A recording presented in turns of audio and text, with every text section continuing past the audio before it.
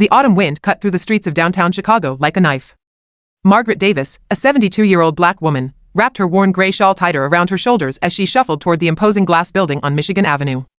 Her clothes were threadbare, her shoes held together with duct tape, and she carried all her possessions in 2 tattered shopping bags. To anyone passing by, she looked like just another homeless person seeking warmth. But Margaret Davis held a secret that would soon shake the very foundations of First National Bank. She pushed through the revolving doors, grateful for the blast of heated air that greeted her. The marble floors gleamed under crystal chandeliers, and well-dressed customers moved efficiently through the modern space. Margaret made her way to the waiting area, her bags rustling with each step. "Excuse me, ma'am," a security guard approached her within minutes, his nose wrinkled in disgust. "This is a bank, not a homeless shelter. You'll need to leave." Margaret looked up at him with tired but dignified eyes. "I have business here, young man. I need to speak with someone about my account." The guard laughed, a harsh, mocking sound that drew attention from nearby customers. "Your account? Lady, look at yourself. Now please, before I have to escort you out. Is there a problem here, Marcus?" A young banker named Jennifer Chin approached, her designer suit crisp and her expression condescending. "Just the usual," Marcus replied. "Another homeless person trying to get warm." Margaret stood slowly, her old bones protesting.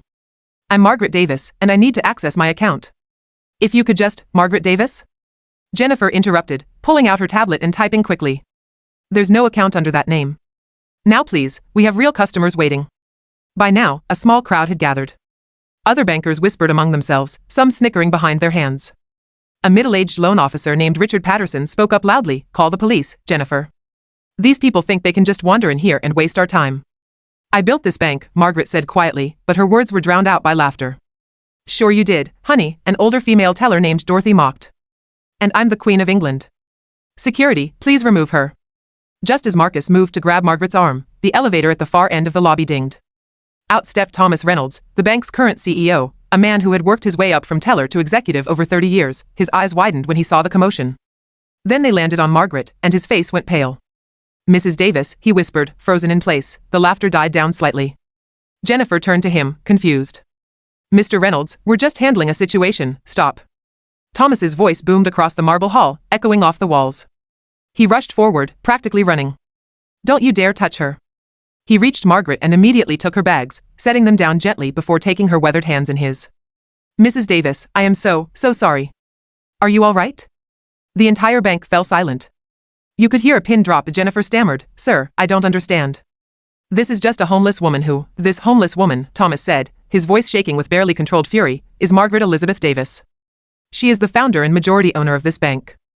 She owns 67% of First National Bank, which means she quite literally owns this building, your job, and everything in it."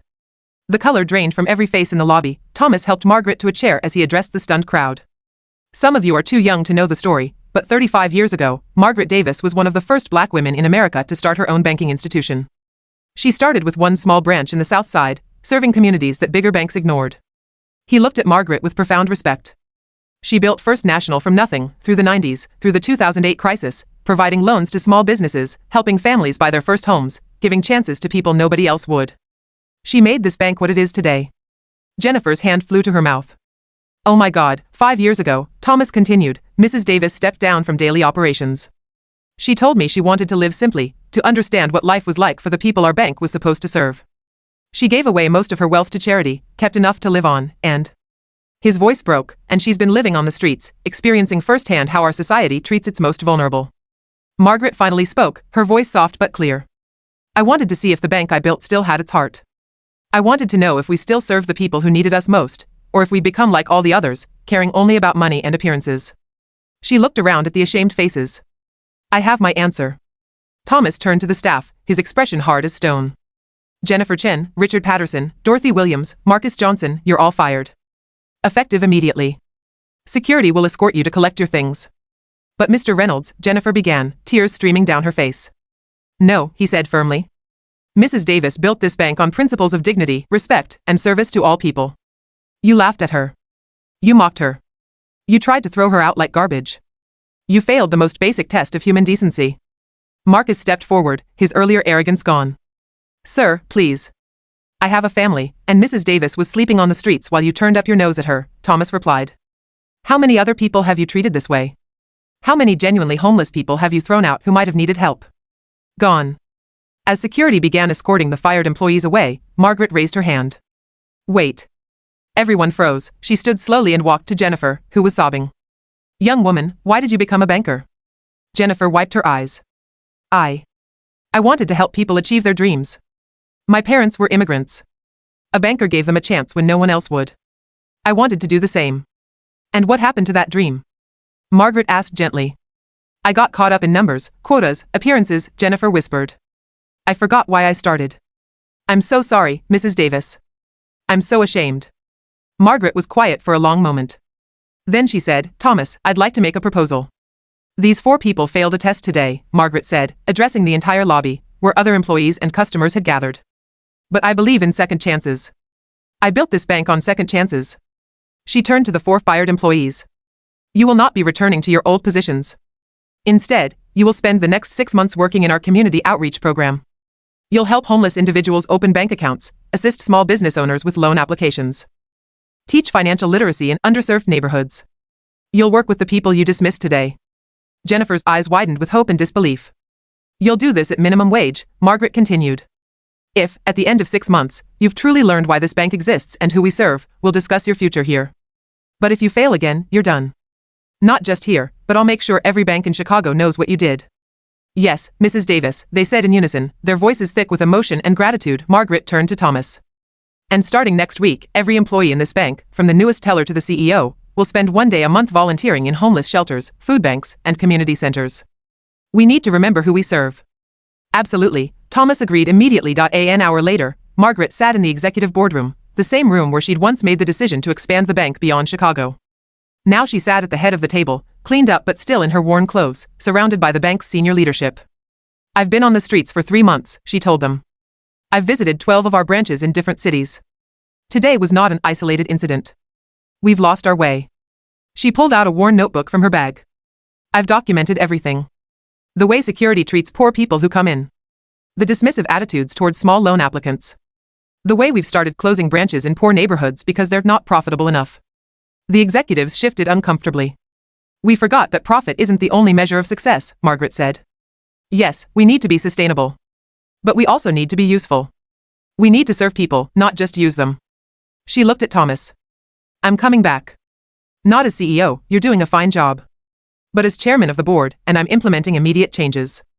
Over the next few months, First National Bank underwent a transformation. Margaret established the Second Chance Initiative, a program offering small loans with reasonable terms to homeless individuals trying to get back on their feet.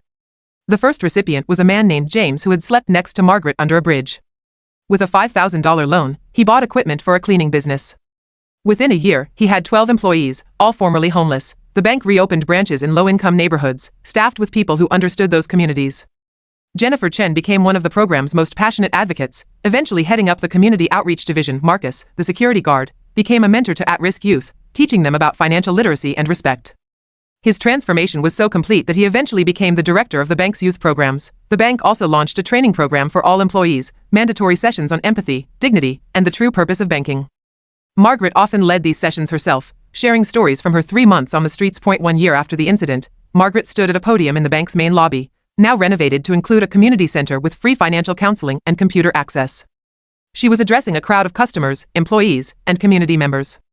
A year ago, I walked through those doors looking like someone society had forgotten, she said. And I was treated like trash. It was one of the most painful experiences of my life, but also one of the most valuable. She gestured to Jennifer, Marcus, Richard, and Dorothy, who stood nearby. These 4 people failed that day. But they also chose to learn, to grow, to change. They're proof that people can be better than their worst moments. Jennifer stepped forward, her voice emotional. Mrs. Davis taught me that banking isn't about money, it's about dignity. Every person who walks through that door is someone's mother, someone's father, someone's child. They deserve respect, regardless of how they look or how much they have. The crowd applauded. 2 years later, Margaret walked through the same doors of First National Bank. This time, she was dressed comfortably but cleanly, carrying no bags.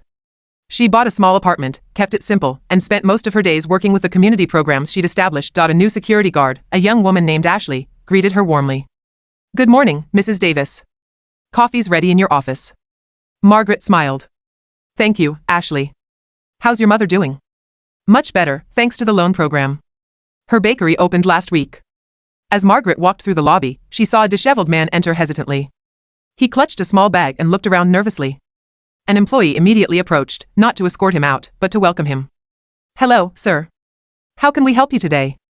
The man relaxed slightly. I've been sleeping rough for a while. But I got a job offer, and they need me to have a bank account to pay me. I don't have much, but that's absolutely fine, the employee said warmly.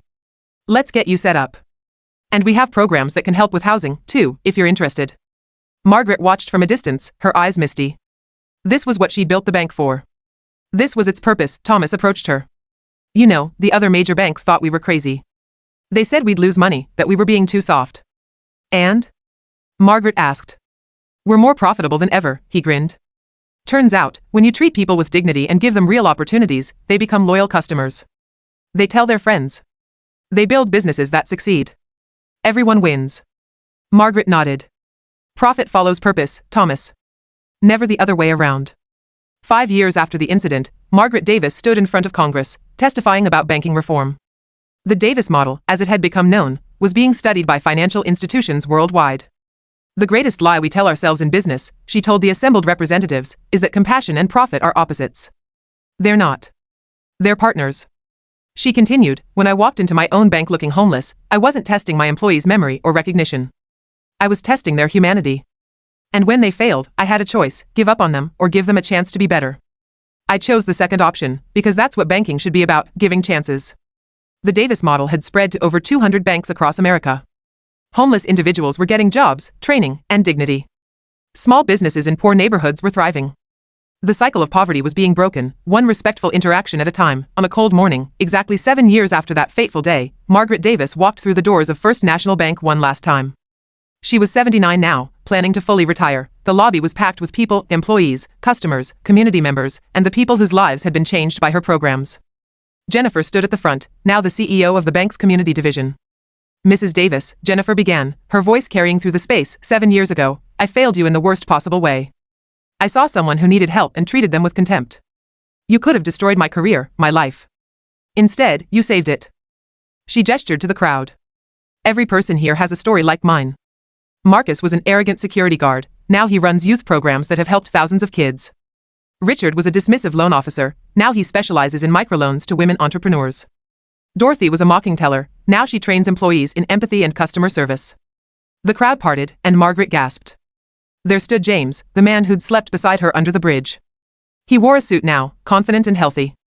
Mrs. Davis, he said, stepping forward, you gave me my first loan. My cleaning business now employs 147 people, all formerly homeless or incarcerated. We're opening our 10th location next month. One by one, people came forward with stories. The single mother who'd been treated rudely at a bank branch but was given a chance at First National, now she owned 3 daycare centers. The immigrant who'd been laughed at for his accent, now he employed 50 people in his restaurant chain. The elderly veteran who'd been dismissed, now he ran a housing program for homeless vets. Margaret stood before them all, tears streaming down her weathered face. I didn't do this, she said softly. You did. I just gave you the same thing someone gave me 60 years ago when I was a young black woman with a dream and no money. I gave you a chance and treated you like you mattered. She looked around the lobby, at the plaques on the wall honoring community service, at the employees who now spent time each month working directly with the homeless, at the customers from all walks of life conducting their business with dignity. The day I walked in here looking homeless, I learned something important, she said. I learned that we'd forgotten our mission. But I also learned that people can change, institutions can change, and society can change, if we have the courage to hold up a mirror and face what we see. She smiled at Jennifer, Marcus, Richard, and Dorothy. These 4 people could have stayed bitter and angry. Instead, they became some of our greatest champions. They proved that our worst moments don't define us, our response to them does. As Margaret prepared to leave for the last time, she paused at the door and turned back. Mounted on the wall was a large photograph, an image from that day 7 years ago, showing her in her worn clothes, surrounded by the people who'd mocked her. Beneath it was a plaque, never judge a book by its cover on this day, we failed our founder and our mission. We remember this moment not with shame, but with commitment to never forget who we serve and why we exist.